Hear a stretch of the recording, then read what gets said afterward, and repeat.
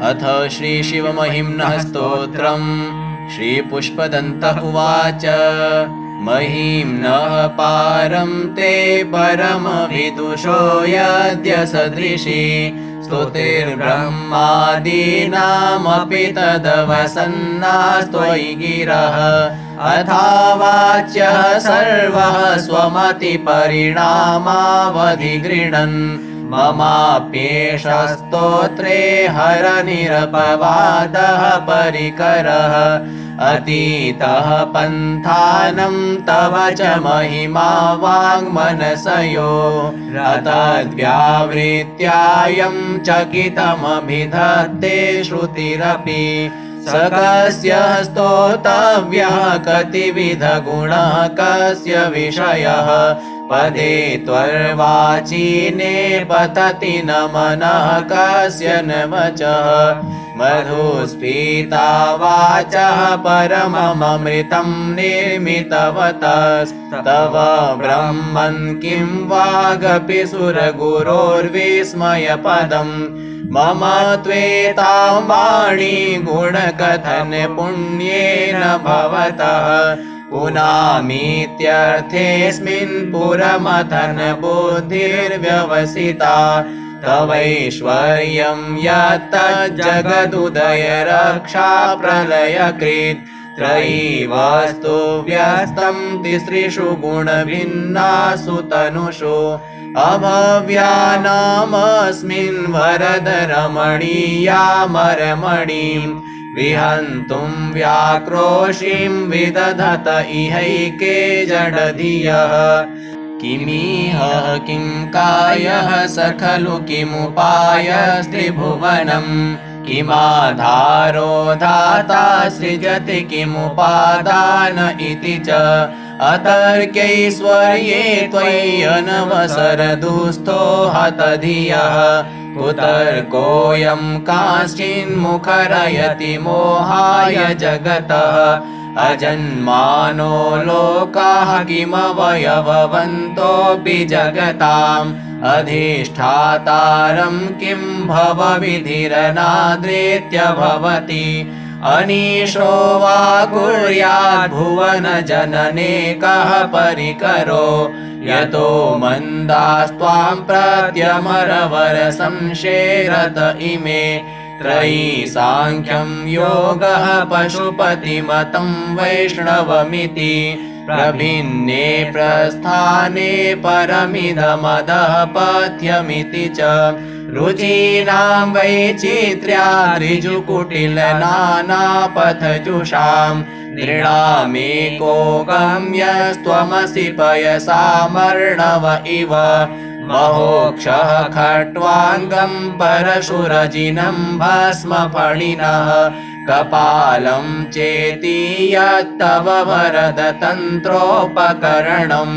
सुरास्तां तां रिद्धिं दधति तु भवद्भ्रूप्रणीतां न हि स्वात्मा रामं विषयमृगतृष्णा भ्रमयति। ध्रुवं कश्चित् सर्वं सकलमपरस्त्वध्रुवमिदं परो ध्रुव्याध्रुव्ये जगति गदति व्यस्तविषये।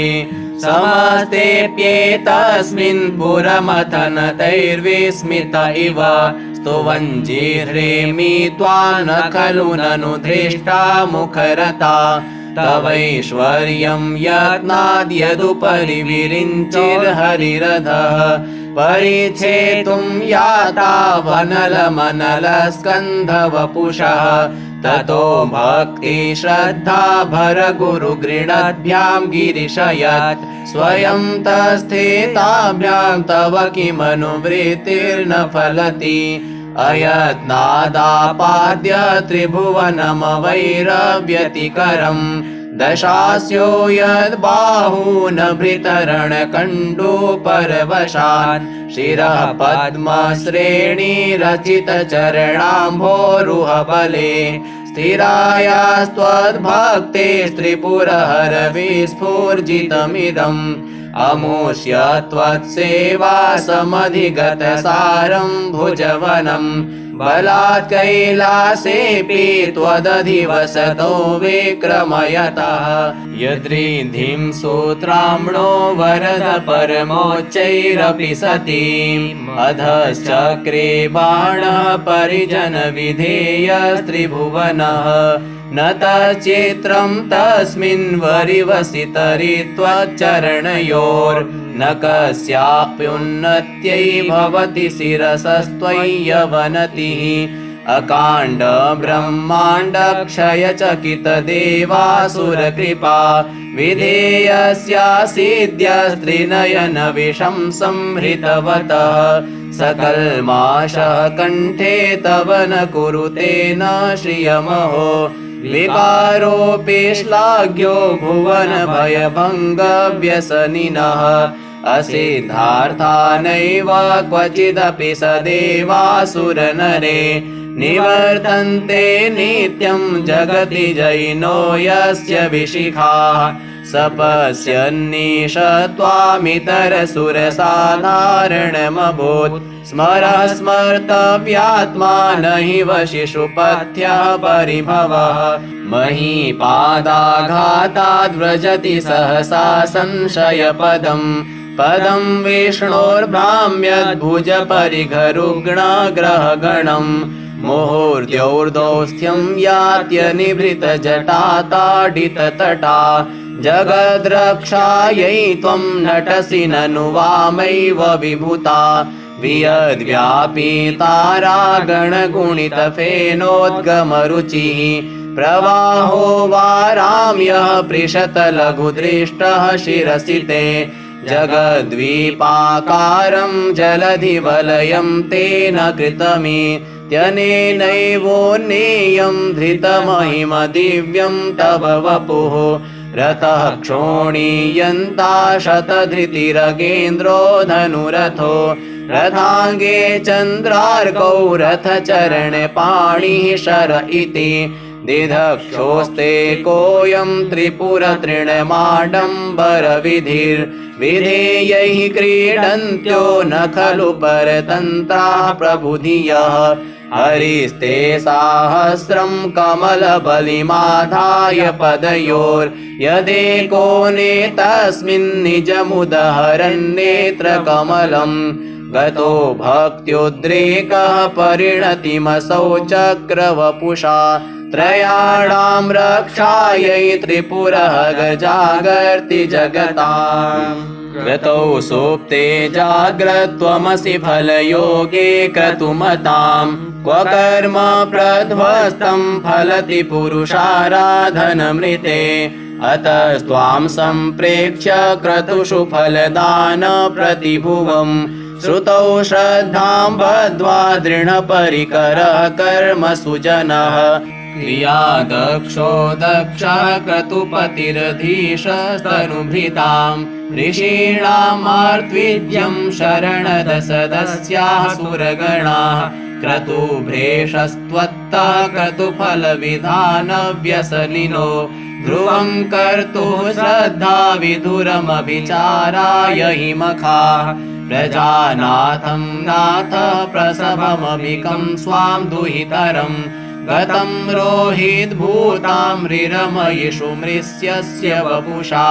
धनुष्पाणेर्यातं दिवमपि सपत्राकृतममुं त्रसन्तं तेऽद्यापि त्यजति न मृगव्याधर्मसः स्वलावण्या शंसाधृतधनुषमन्नाय तृणवत् पुरः प्लष्टं दृष्ट्वा पुरमथन पुष्पायुधमपि यदि स्त्रैणं देवी यमनिरतदेहार्धघटना दवैति त्वामद्धा बत वरद मुग्धा युवतयः श्मशानेष्वा क्रीडा स्मरहर पिशाचाः सहचरास् चिताभस्मालेपः स्रगपि नृकरोटी परिकरः अमङ्गल्यं शीलं तव भवतु नामैवमखिलम् तथापि स्मृतीणां वरद परमं मङ्गलमसि मनः प्रत्यक्षित्ते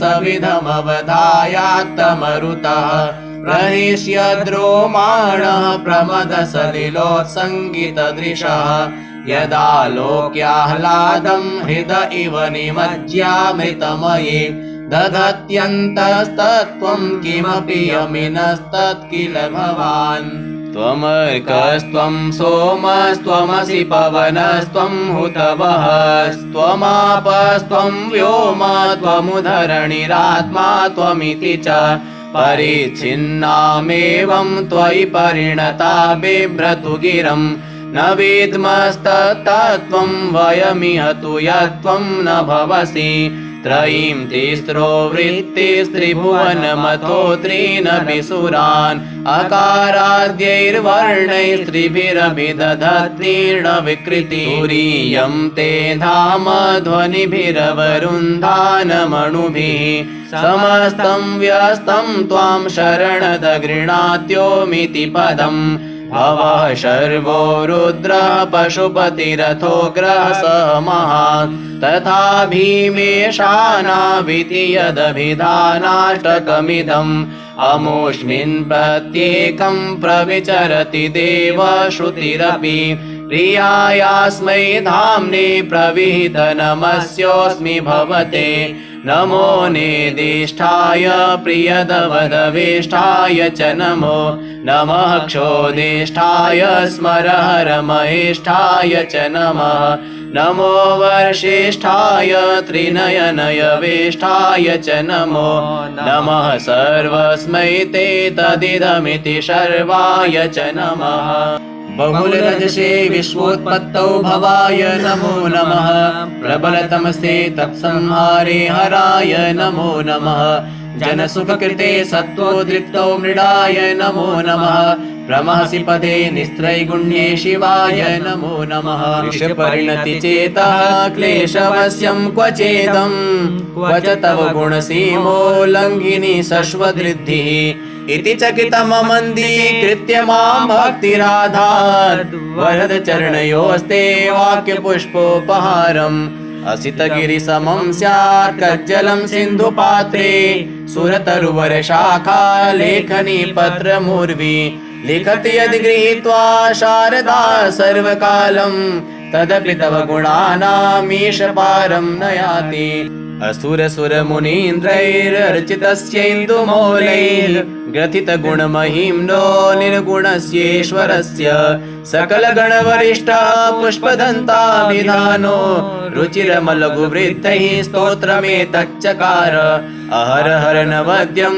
धूर्जटेः स्तोत्रमेतत् पठति परमभक्त्या शुद्धचित्तः पुमान्यः स भवति शिवलोके रुद्रतुल्यस्तथात्र प्रचुरतरधनायुः पुत्रवान् कीर्तिमाश्च महेशान्नापरो देवो महिम्नो नापरा स्तुतिः अघोरान्नापरो मन्त्रो नास्ति तत्त्वं गुरोः परम् दीक्षादानं तपस्तीर्थं ज्ञानं यागादिकाः क्रियाः महिम्नस्तव पाठस्य कलां नार्हन्ति षोडशीं कुसुमदशननामा सर्वगन्धर्वराजः शिशुशशिधरमौलैर्देवदेवस्य दासः स खलु निजमहिम्नो भ्रष्ट एवास्य रोषात् स्तवनमिदमं कार्षेत् दिव्यं महिम्नः सुरवरमुनिपूज्यं स्वर्गमोक्षैकहेतुं पठति यदि मनुष्यः प्राञ्जलिर्नान्यचेताः व्रजति शिवसमीपं किन्नरैः स्तूयमानः स्तवनमिदममोघं पुष्पदन्तः प्रणीतम् आसमाप्तमिदं स्तोत्रं पुण्यं गन्धर्वभाषितम् अनौपम्यं मनोहारी शिवमीश्वरवर्णनम् इत्येषा वाङ्मयी पूजा श्रीमच्छङ्करपादयोः अर्पिता तेन देवेशः प्रीयतां मे सदा शिवः या तव तत्त्वं तव तत्त्वं न जानामि कीदृशोऽसि महेश्वरः यादृशोऽसि महादेव तादृशाय नमो नमः। एककालं द्विकालं वा त्रिकालं यः पठेन्नरः सर्वपापविनिर्मुक्तः शिवलोकं महीयते। श्रीपुष्पदन्तमुखपङ्कजनिर्गतेन स्तोत्रेण किल्बिषहरेण हरप्रियेण कण्ठस्थितेन पठितेन समाहितेन सुप्रीणितो भवति भूतिपतिर्महेशः। इति श्रीशिवमहिम्नः स्तोत्रं श्रीशिवार्पणमस्तु।